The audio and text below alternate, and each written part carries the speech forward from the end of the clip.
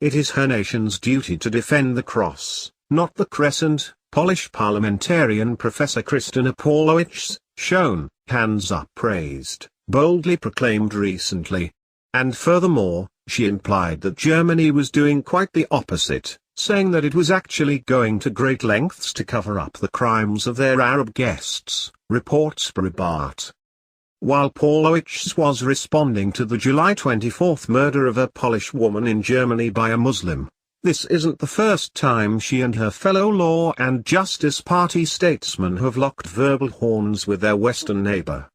In January, Pawlowicz called for a boycott of German products after Martin Schulz, the German president of European Parliament, likened the party's ruling style to a coup, prompting Law and Justice leader Jaroslaw Kaczynski to evoke Nazi-era references, reported Bloomberg at the time.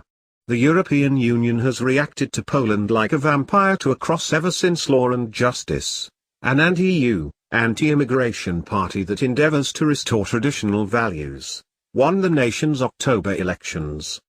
In fact, the European Commission decided to investigate legislation enacted by Law and Justice after EU members accused the party of jeopardizing the bloc's democratic values, as Bloomberg put it. Yet Pawlowicz isn't the first to recognize Germany's cover-up of Muslim crime. For example, it had been revealed earlier this year that the North Rhine-Westphalia government, in Germany, ordered the cover-up of the wide-scale New Year's Eve Cologne migrant sex attacks on women. In fact, the Cologne police had actually been forced to remove the word rape from their initial reports. The mainstream media was complicit, too, happily peddling the falsehood that only 3 of the suspects involved in Cologne's mass migrant rape on New Year's Eve were recent migrants or refugees, Breitbart informed, a claim later refuted by the city's prosecutor. Yet Germany isn't the only offender, and it's perhaps not even the worst. Just consider the handling of a Muslim child sex ring in Rotherham, England. In this case, Muslims were allowed for 16 years to abuse native British girls, 1,400 in total, who were trafficked to other towns and cities in the north of England, abducted, beaten, and intimidated, reported the Associated Press. Why this hear no evil, see no evil, speak no evil attitude? Essentially, British authorities were afraid of being branded racist, even though Muslim isn't a race. In fact, one British official who attempted to blow the whistle was forced into diversity training and told, "You must never, again, refer to Asian men, and your awareness of ethnic issues needs to be raised." Note that Asian is how Muslims are often identified in the UK. At times the effort to obscure nature of Muslim crime smacks of childishness and sad comedy. When CBC News recently reported on sexual attacks on women by Halifax, Nova Scotia, cab drivers, it wrote, "Police say the attackers are men, mostly with dark hair. Most spoke with an accent and many had moustaches."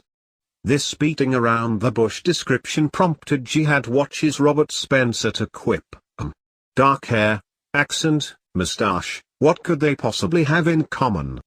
It's a complete mystery." And we might also wonder why authorities identified the assailants as men.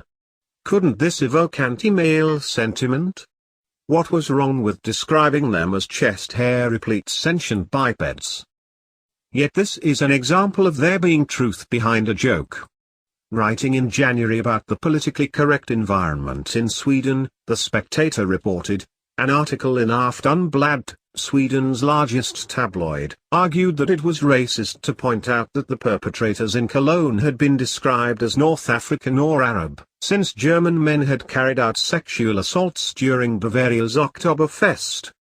Another Aftonbladet article said that reporting on the Cologne attacks was bowing to right-wing extremism. Over the last week, we have been told over and over that the real issue is men, not any particular culture, that Swedish men are no better. Yet this is simply untrue. And consider, people almost universally agree that any problem with Muslim crime would be a matter of belief, not anything inherent. But unless someone would contend that men have a different culture from women, saying the issue is men seems to imply some innate defect. Thus, Here's the standard at work. It's somehow wrong to tell the truth about Muslim crime because this can damage Muslims' image.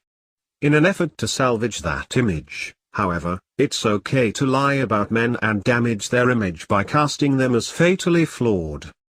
Given this mentality, is it any wonder that in 2004, Sweden's Left Party, its actual name, proposed a man tax, a special levy on men that would compensate society for the costs of male violence? As I once said, I'll happily pay a man tax, just as long as I can deduct it from my royalty check for all the life-saving, enhancing fruits of male ingenuity. But whether Aftonbladet is a man or a mouse, it has nothing on its nation's authorities. As The Spectator also informed, citing Muslim crime at an event and the subsequent cover-up, Stockholm police were warned not to give descriptions of the Muslim perpetrators lest they were accused of being racist. Of course, the authorities had a good explanation for their reticence.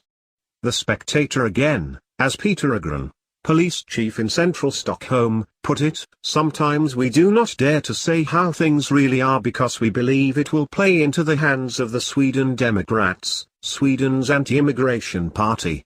Shocking.